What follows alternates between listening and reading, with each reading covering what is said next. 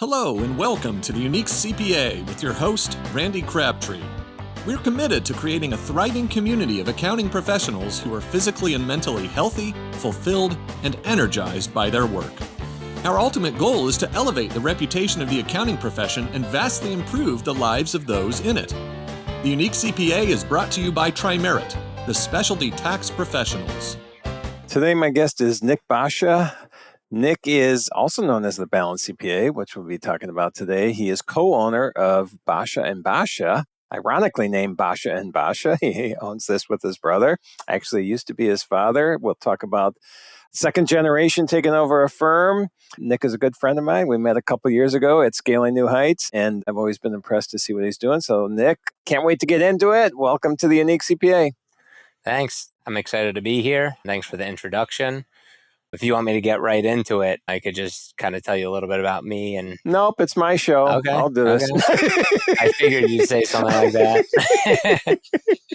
So I didn't tell you ahead of time, but we have two goals of the show. One is we're going to educate the accounting profession on something pertinent to them. And two, we have to laugh. So that was my getting the laugh in right away. So plus, for some reason, I always give you a hard time. Sorry about that. But all right. I expected nothing less. All right. So, but yeah, let's jump into it because I did obviously a quick intro there. And so one of the things that, and you are wearing the Balanced CPA hoodie right now. Rumor has it, I have a Balanced CPA t-shirt coming my way. Is that it? Once you get home, they'll be getting mailed out to you. So just get home eventually. Yeah, well, I appreciate it. And I like the whole Balanced CPA, just it's simplistic, but it's like, this is cool the way you came up with that. So let's talk about that. Well, how did that become about? How did you decide we're going to have, this is going to be what I'm known as, the Balanced CPA? Yeah, so I love the story. I'm really good friends with Dawn Brolin and her daughter Emily Brolin. And we were actually at Scaling New Heights last year. And Dawn is obviously like an awesome speaker who everyone knows. And I'm like, oh, I want to be like you. I'm like, it's so cool. But like, you have the designated motivator. Like, what am I going to be? So we're constantly, for like a while leading up to this, we're trying to think of some name that would have a nice ring. Because like no one really cares about your last name and things like that. So on the plane home, and that's all I could think about. I couldn't relax. I was like, I need to think about something that will have a good ring. And the Balanced CPA just came to me. And I just the second I thought of it, I absolutely loved it. Yeah. Because I do promote balance. So I think that's something I'm excited to get into and what the Balanced CPA is all about. But it started really because Dawn and Emily Brolin and Christine, my fiance, we were brainstorming, but they definitely inspired it. All right. So now, before we get into the whole background of that and the family business and all that, now I realize I need a name. I don't have we need to work on this. We need to brainstorm. We need a session. You're the Unique CPA. But the way I look at it, I am not. My guests are the Unique CPAs. That's the whole premise of the show is everybody's, got a unique way of doing things and different way and better way often. So, all right, well, we'll work on that offline. In fact, I just sent a group of people a message, and you were on it. Are we having a happy hour at 2 today? So I'm in. If we're doing that, that's part of the agenda. We need to come up with Randy's logo name. I actually do have I am going on tangents immediately here today. I did work with a marketing person, actually a graphic designer, on coming up with a logo for my speaking. And one thing we came up with was beyond boundaries, and so just because I think we often put boundaries in our way, sometimes we don't even realize they're boundaries and we ignore them and we just pound our head against that boundary because we've always pounded our head against that boundary. And I think you're the same way. We want to figure out ways where we don't have to keep pounding our head against that boundary. So I think I like it at this point, but we'll see. We're going to work on that one. I like that. But also one of the big things I talk about is setting boundaries when it comes to your clients. So keeping the two in line is important. I get you want to go beyond the boundaries of your own life, but you want to set boundaries with other people. That's a good call. I like that because I agree with you on that. All right, so let's get into the whole Boscia and Boscia story because it is an interesting story.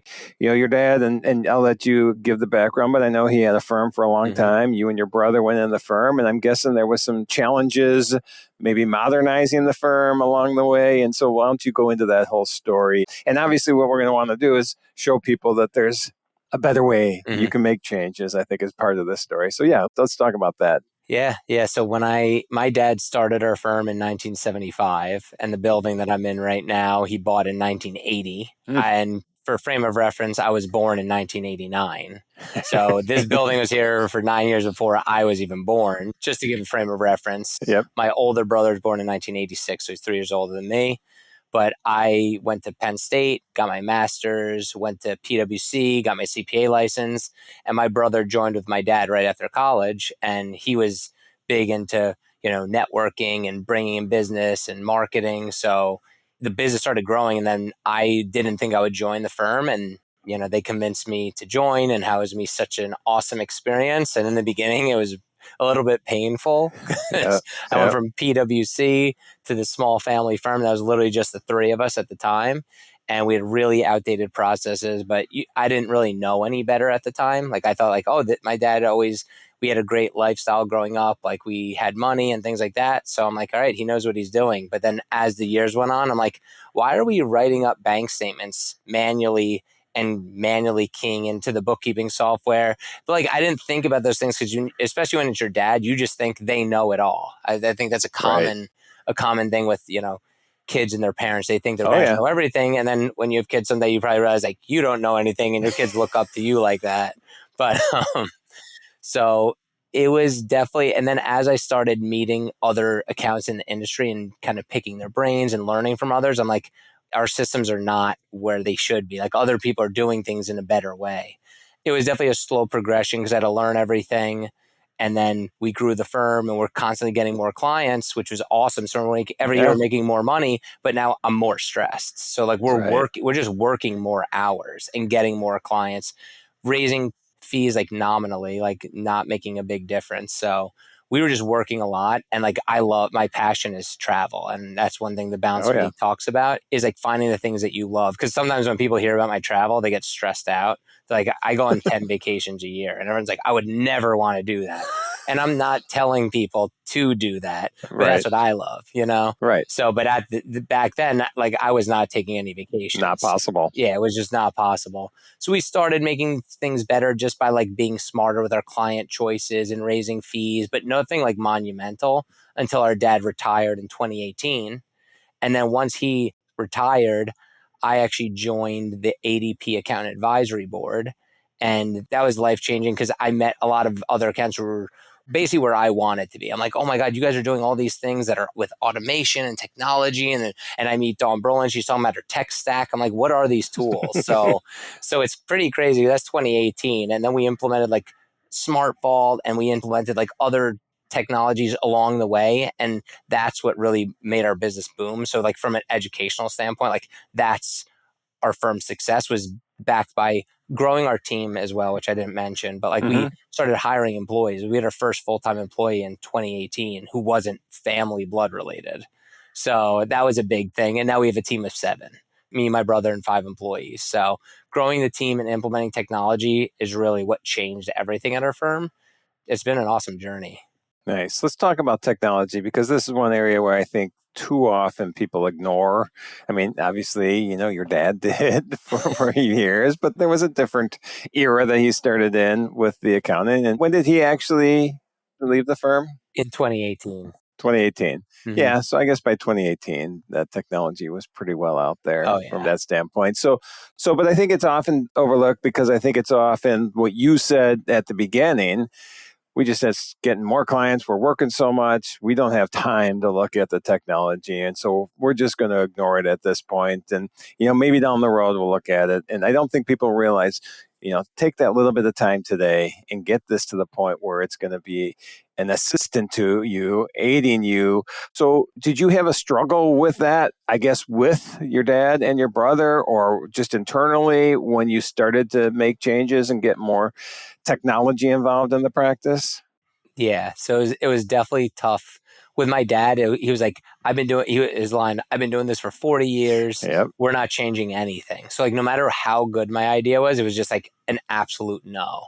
Like no technology. We're not paying for that software. So that was like, to me, that was like the only time I ever felt like I was like suffering in my firm. Like they say like suffering is like when you have no control over something. Yep. And I couldn't change anything. So then once he was out of the picture, now I had to influence my brother and explain to him why we had to make changes. And my brother is a lot easier going. My brother's a little bit more old school. Yep. He's like, oh yeah, things are working.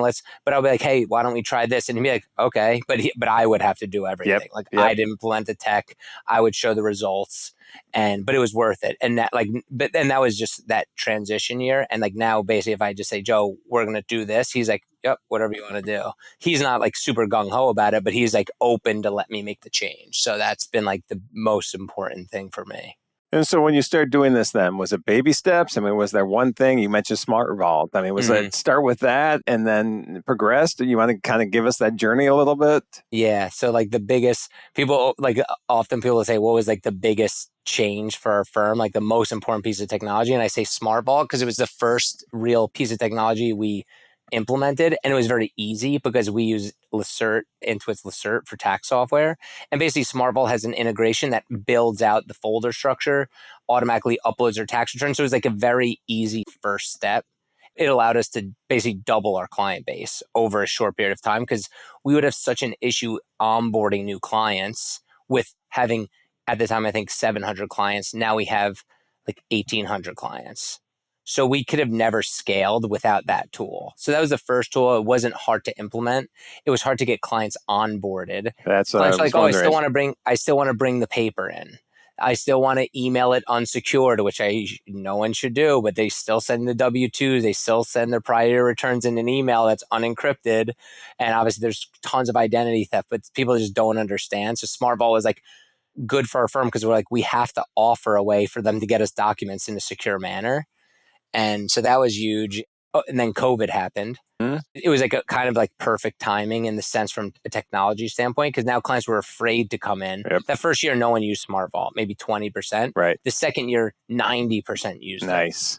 Yep. So that was like so huge for our future growth. Then we just did things like electronic 8879s right through Lacert. We were always very a cost conscious mindset. My dad's like, do everything yourself. Don't pay for things you don't need. So we started being open to like, all right, let's pay for this service and realize how much time it saves. So like, it was like the psychological shift that like everyone has to go through. Like there's a lot of people out there who are way more willing to spend on technology than our firm, which I think is awesome, but you do have to be cost conscious. You can't just have every product. So yeah. So there is one question I want to ask, but we'll do that later. So yeah, just continue that journey because right now you've had 700 clients, you've integrated Smart Vault, made it easier, saved time, which is the important thing. We're saving time. We're not having people come in and pick up their return and drop off their files and want to sign the return because now you're using Lacert's signature and all this. So we're starting to get a lot more efficient just with two little simple changes that occurred. So let's continue down that path. And one thing I always like to talk about is when something is a win-win. It's a win for your client, it's a win for the firm, and it's a win for the team. And when I say the firm, I'm thinking like revenues for for us, but like the team is life gets easier. So Smart Vault gets implemented. Now the clients could have access to their tax return 24/7. Before then, we would get emails all year. Client, I need a tax return. Now we'd have to, if we're not at the office, first thing on Monday, or we would have to send them out their tax return. And it's like, now that is completely eliminated. So it just made life easier. We used to have paper folders. So now we would spend time just looking alphabetically to find the folder. And if someone put it in the wrong spot, now you're wasting 10 minutes looking for a folder. It's like, it's crazy. Like when I talk about it, I can't believe that really happened. You're actually talking about my firm that I sold in 2006. So yeah, go ahead. It's just crazy. So then if you fast forward, then we started doing things like we had an old model of like, if you're a client, like call with questions and like we would give advisory for free. Like if you were just a client doing your taxes here. And then as our client base grew, we would give phone calls off the hook. So I implemented Calendly. So just to book like electronic calendar tool. I absolutely love it. And first I had the free version and then I paid for the paid version. So now all of my appointments are paid. So now if someone wants to book time for an advisory call, they have to pay for the appointment. I know a lot of people are talking about how, oh, don't do hourly billing and this and that, but we used to do it for free. Right. So it's still a step up. It's like everyone's going through their journey and everyone's at a different point in the journey. And that's just where I am now, that people are paying for the appointment, but it bought me back so much time. And now when clients book the appointment and pay for it, I know they're valuing what I offer them. Where before, clients would just call and expect you to answer on a dime. So like I also don't answer the phone without an appointment. So if someone calls, it goes to voicemail, they have to email me. So like then it became more like procedural of how to operate the firm. Because with a lot of clients, if you don't set the standard of this is how we want our clients to interact with us, they just do what is best for them. So, which is not a scalable model, which I've learned later than I wanted to. I'm definitely hammering down on our processes this year more. So then another amazing tool that we implemented last year. So I jumped ahead. We did a lot, but mostly procedural. But then last year we implemented Anchor as our billing software. The product is awesome. It's very easy to use, but it also we changed our processes that we build up front for the first time in not this tax season, last tax season. We sent out the invoices in January 15th for the first time and billed up front for 45 years. We always billed when we were complete. And this, of all the changes, is my favorite change because the most frustrating thing for me is I'm painting a picture. It's April 1st, and I've been cranking for months, doing tax returns, sending people their stuff. And then you send that one return, and the client goes, why'd my fee go up $50? I'm like, I'm explaining, oh, well, this is new or that, or we're raising our fees. Like, I didn't really want to have those conversations in April when I'm burnt out, I'm tired. And it was super frustrating. And I try to always take responsibility for everything that's happening. It's like, that was my fault. I'm billing at the end. Yep. So naturally the clients, that's when they're going to ask the question. So we changed it to January 15th. And that was like the best thing ever. I'm like, now people are paying in advance. I think like 50% of our clients, because most of our clients have been here for longer than I've been alive. Some, well, maybe not at this point, but some actually, maybe 40 years. I'm 35.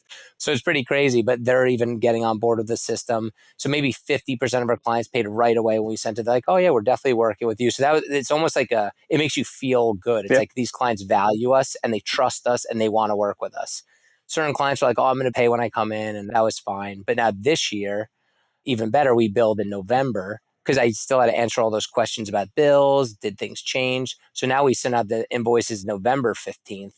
So now I got to take all of that administrative time out of tax season. Nice. And it's been unbelievable. So like that's been just such a huge change. And like Anchor just is like, it's so easy to use. And once the clients have the agreement signed, if someone has something new, I could go into the agreement, send a one-off bill. The client has a new rent. Because this is always the reason why accountants don't want to bill up front. They're like, what if something changes? And last year was the first year that we did the bill up front. And every client who had something new, you had a new business, you had a new Schedule C, rental, whatever. I never had one client complain about the increased fee. I feel like clients are understanding. If something major is new, I would say, hey, that's, I don't know, an extra $300. Like, oh yeah, sure. Send the invoice, one click send, one click approve, done.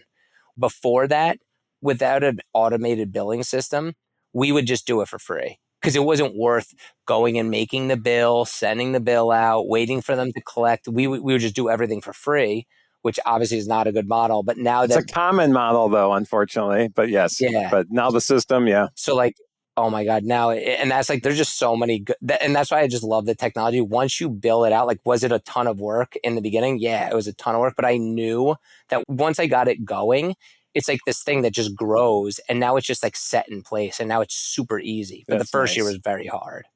It was hard just to get clients to use it. The tool was easy, but getting clients on board. Yeah, well, there's two things. The firm's not always willing to implement, but then it's the client buy into it. I agree with that. Let's talk about this because everything you've done has been time saving. I mean, you really saved a lot of time, or you've at least balanced the balanced CPA. You've balanced out the year a little bit more by, like, say, the November billing rather than the January billing. So you've done things that way. But overall, you've saved time with each client. I'm certain of that. Because what happens too often in our profession is people are like, oh, I spend less time. That means I have to charge less. I guarantee you that's not how you looked at it. But so how do you work on pricing then? How does that, did you have to fight any mindsets of, oh, we're more efficient so we can charge less? Or was that just a given? We're not going to have to worry about that.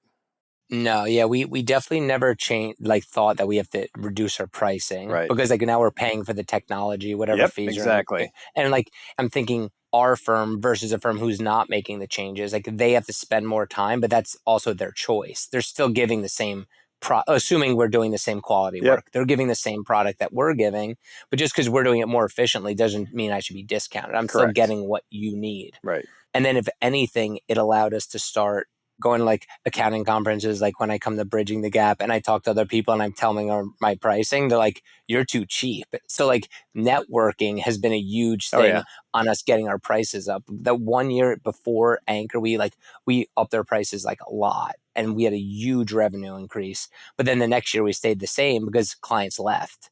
But it was a necessary evil because now our team we had a better tax season with less clients making the same. Yep. So we did do that big chunk increase. But yeah, we never felt like we figured the value we give to the client. So when I price a new client, it's going to be complexity of the return, what they're looking for. Some people need advisory services. If it's just compliance, it'll be lower, but they have the rental property, the Schedule C.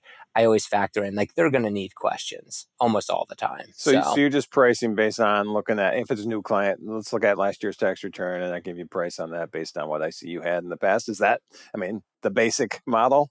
Yeah, it's the basic model. Like I've been doing it so much and I don't know if other accountants out there are feeling this way. Like we're getting so many new clients because a lot of people are retiring and there's a huge demand for our service. That's why, I wrote that article, like we need more accountants in our industry because we need to serve so many people. So like we're getting so many clients. So I am able to raise the fees and give them a more efficient service. Like I'm always responsive. So I feel like those are like the value adds I give to the client. I'm always accessible, but within a window, 9 to 5, not, that's Friday good. night. Yeah, I was going to say, because that's the thing. People talk about this concierge service or whatever. And I go like, well, does that mean you're on all the time? No, I don't want to be on 24/7 dealing with clients, and good to hear that's not the model you have. Setting boundaries. We talked about that a little bit before we went on. Setting boundaries is important. So, and then you just said, 700 clients when you started and now it's 1,800 or whatever the number is. You just mentioned a lot of business out there, not enough accountants. So, but what is the marketing model? How are you getting this new business? So a lot are from just referrals, word of mouth, because our clients have a really good experience. We'll send them an email after we finish their taxes, be like, hey, leave us a review on Google. So we have like 600 plus 5-star reviews on Google. So every year we're getting people in just from Googling us. Like, you have 600 5-star reviews and the next account has 5. So it's like, I feel like we try to think of like unique ways to set us apart. So that's a nice one. Also being part of, the accounting industry, like coming to your conference and networking with other accountants. Like a lot of other accountants, their models are like, I'm not taking 1040 only clients. I'm like, I do. So we have a lot of accountants who refer us clients because otherwise they just say, go somewhere. They rather send them to someone they could trust. And I always give them, make sure I'm giving like a great service to any referral. So that's been really helpful. We do like a lot of social media stuff. You go to like Boscia PC page on Instagram, like we have like our marketing team like post like fun videos, so it makes it like professional videos and fun videos, so you get to like know us a little bit, because a lot of firms, if you do everything virtually through email, you might never even see your accountant now. So people see like we have a personality. That's good. I like to travel. My brother loves cars. So like people feel like they know us. Like sometimes clients will come in and they'll be like, oh my God, how was your trip here? How was your trip there? And it's like, it's funny because people do follow you through those means. That's nice, making it personal, and that's I'm a big at that with the people you work with, the people you know in the industry, the people you work for, all that. I think it's important to get them to know people on a personal level. Let's veer for a second because there is a couple things we technically could start wrapping up now, but there's things that intrigued me. So the whole, it was what, the 3 of you when you first went in, your dad, your back, and then now there's 5 additional employees.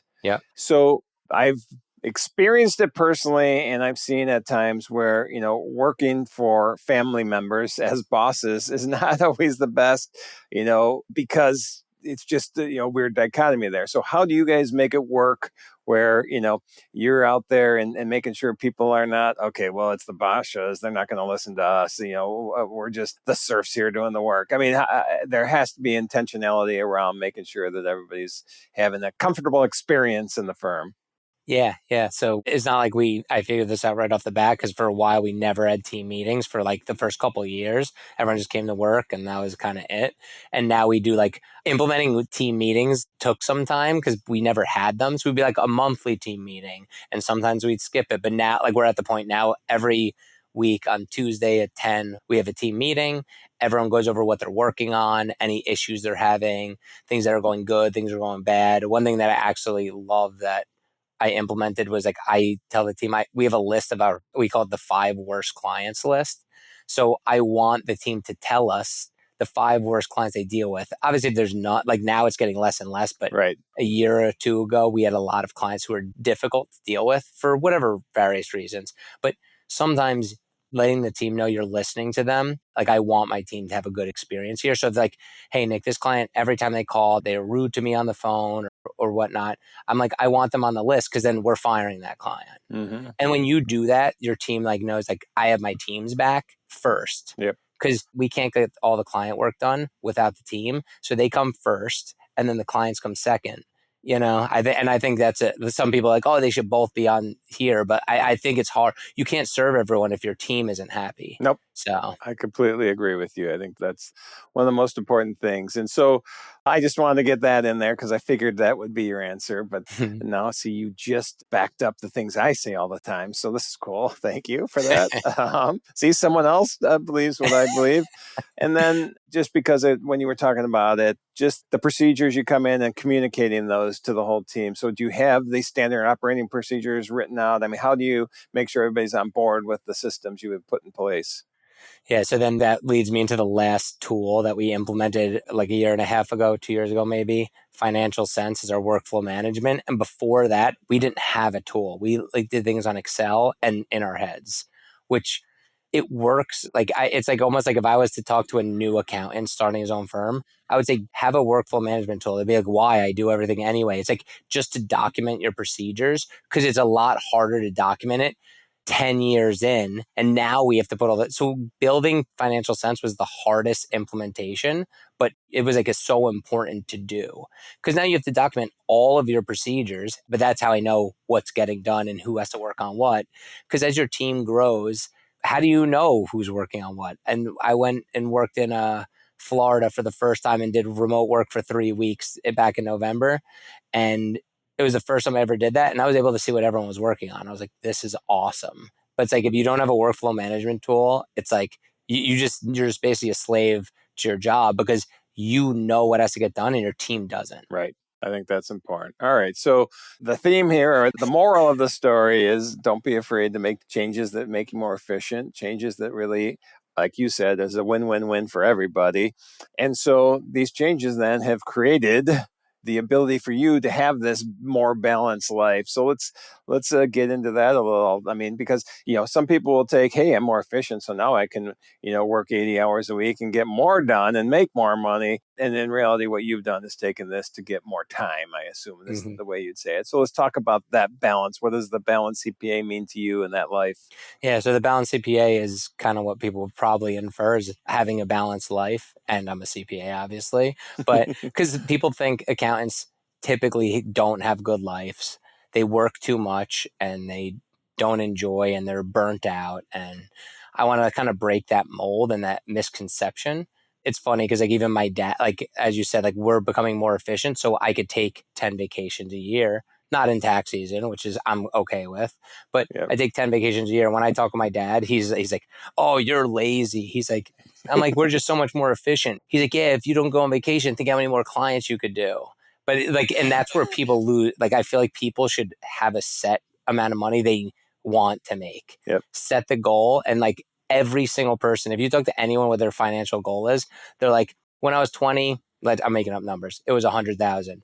Now they're 35, they're making 500,000. But now when they're 35, their goal is to make $1 million or what. So their goal keeps changing.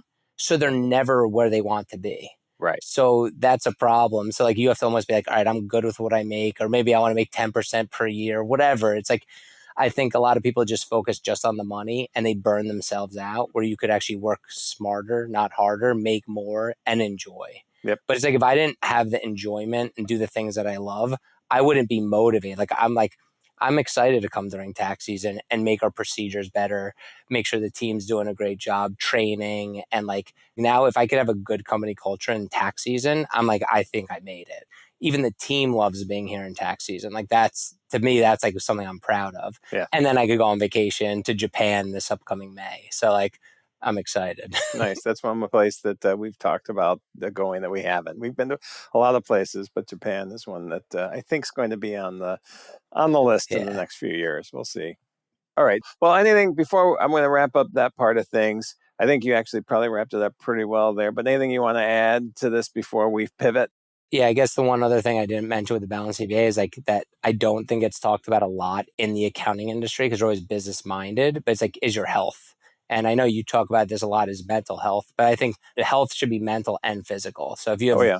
you know, I have my walking pad during tax season. So I have my walking pad right here. I'll raise this desk up and I'll walk during the day because I know I'm busy, but I try to move as much as I can or go to the gym when I can, diet, eating healthy. Because like your energy really plays a big role. So like if you are exercising and eating healthy, like you're gonna feel better. Like almost no one's gonna say, yeah, when I ate McDonald's and didn't get sleep and do this and do that, like you feel lower energy. So how could you perform at a higher level on your day to day? So and then that bleeds into your emotional health. Yep. Because you could be working out too much and now you're burnt out because you're like, I'm not getting sleep. I'm, feeling stressed or depressed. Like so you have to like always and that's where balance comes in because it's almost when I talk about it, I feel like I'm talking about so many things. It's overwhelming, but it's not being like just go to the gym. It's like you have to just balance. Hey, last week I had to take off from the gym because I was a little bit burnt out, and that's okay. It's not about like being super strict. It's about balancing. And Yep. No, I agree. I work out all the time, but we're on a 2-month trip right now, and I don't have a gym where I'm staying. And for the last 6 days, it was raining. So our exercise has been hiking. And for like the last 6 days, I think it was 6 days in between hikes. And I finally got one yesterday. It was like I was just craving that exercise, craving that hike because I feel so much energy, more energy, like you said, when you do that. So a great tip as well. The one thing is that people are like, I'm so busy, I don't have time. And they get overwhelmed with like, well, I can't start exercising every day. Well, just make teeny little baby step changes. Go for a 10-minute walk, twice a week. Then it builds up to 15 minutes twice a day. You said eating the fries or whatever, if you're doing that every day during tax season because you're ordering from, whatever delivery service, well, one day a week, instead of the burger and fries, make it a salad with grilled chicken on or something like that. And then just make little changes and you'll see a big difference over time. So great advice, Nick. I knew you would have great advice. So thanks for that. Thank you. And I know what at least one of your answers is going to be. So 2 final questions. So all this we talked about, the work and how you've modernized the firm and technology to make it more efficient. And so when you're not thinking taxes, which I'm guessing there's a lot of time you're not, what are the things you enjoy doing? What are your outside of work passions? So as I mentioned, I definitely love traveling. So I do spend a lot of my time planning trips. Like when I come, even tax season, like when I go home, like I like to like research like different hotels or flights, and I'm always getting deals. As you know, I'm like a credit card guru type of guy. So like I always get like crazy deals to be in like these cool hotels. Like to me, that gets me excitement. Oh, yeah. Like I love when staying in a hotel that's $9,000 and I paid points that was worth $3,000 and like things like that. I'm like, I get excited. So that's just Yep. me. But then obviously I actually enjoy exercising. I like playing sports when I can, like whether it be pickleball or basketball or whatever. I don't play as much as I want because not a lot of people play. But then my one thing I absolutely love in the summer, I have a jet ski. So like I love going out on the water, going on my jet ski. That's like one of my favorite things. Yeah, well, I'm a hoops player. I mean, forever. I mean, man, I love basketball. But next time I see you will be 2.5 months post knee replacement. So we won't be playing basketball next time I see you. But maybe a year after that, we can at least go shoot a little bit Yeah. somewhere. We'll find a conference we're at and we'll find a hoop and we'll shoot some hoops. I'm in. And then lastly, if people want to find out more about, Boscia and Boscia or the Balanced CPA or you personally or what you're doing, where would they look? Yeah, so my Instagram is the Balanced CPA, so you can follow me there, DM me. A lot of times I'll like post social media content and like encourage people to like, ask me questions. I'm like, my goal is I want to help people. Mm-hmm. Like I'll say, this is the things I'm doing, not that, but if anything intrigues anyone, I want to help them. So that's on my Instagram, the Balanced CPA, or professionally is on LinkedIn as where I'm putting a lot of my content and like things I'm doing, whether it's speaking engagements, webinars. So on my LinkedIn, just Nick Boscia. And then our business website's bosciapc.com. So, But if you find me anywhere, you could basically find me everywhere. Like once you find one of my channels, everything's there to find me. So, but I do encourage people to reach out because I love what I hear from someone like, oh, that really helped me, because that inspires me to do more. Like I always tell like Don Brolin and all the other people who inspired me how it made a difference, because then that's going to make them want to keep making a difference. So hopefully I do the same for people. You mentioned Don. You didn't mention me. I'm a little hurt. Well, you're right. Okay. You're right. You're right here. I'm kidding. I appreciate it. I know you've been in a lot of my sessions in the past, and I always appreciate you being there. So thank you. And I think that's a wrap. It's been fun. I really appreciate you being here. The things you're doing, I think, are cool and amazing and something that everybody can learn from. So thank you, Nick. Thank you. Thank you for joining us today on the Unique CPA. You can find the show notes for today's episode and learn more about TriMerit at theuniquecpa.com. Remember to subscribe and leave a 5-star rating on your favorite podcasting app. And join us next time for more expertise and insights on the Unique CPA. ProfessionalProductions.net